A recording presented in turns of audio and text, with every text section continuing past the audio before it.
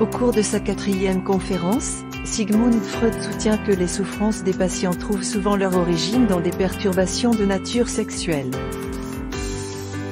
Bien qu'il admette que les symptômes sont fréquemment liés à des traumatismes plutôt qu'à la sexualité en elle-même, il souligne que l'analyse permet de remonter à ses premières expériences enfantines qui influent sur la pathologie ultérieure du patient. Il déclare: ce sont les vécus de l'enfance qui expliquent la vulnérabilité au traumatisme ultérieur. Et c'est en exhumant et en conscientisant ces souvenirs souvent enfouis que nous gagnons la capacité d'éliminer les symptômes. Freud compare cette démarche à l'interprétation des rêves, qui offre un accès privilégié à l'inconscient, où les désirs refoulés ressurgissent sous une forme déguisée, à l'instar des expériences enfouies de la petite enfance qui opèrent au niveau inconscient et revêtent un caractère sexuel.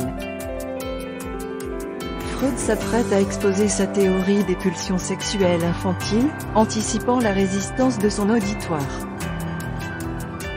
Il s'efforce donc de convaincre en légitimant ses découvertes. Il déclare: quelle que soit votre position sur l'usage de ce terme, retenez que le psychanalyste envisage la sexualité dans cette ampleur, guidé par la reconnaissance de la sexualité infantile. La pulsion sexuelle, ou libido, se décline en plusieurs phases: orale, anale, phallique, de latence et génitale. L'enfant traverse ces étapes, investissant une zone érogène particulière qui dépend de son développement psychosexuel.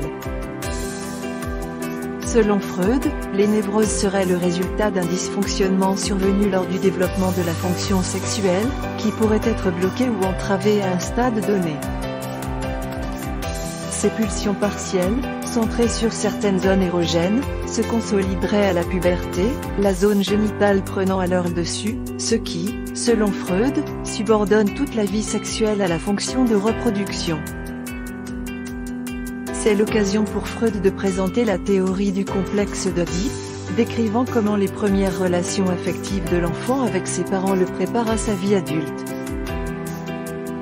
Il souligne que l'éducation des parents est importante pour permettre à l'enfant de surmonter ses frustrations lors de toutes les phases de développement décrites par Freud.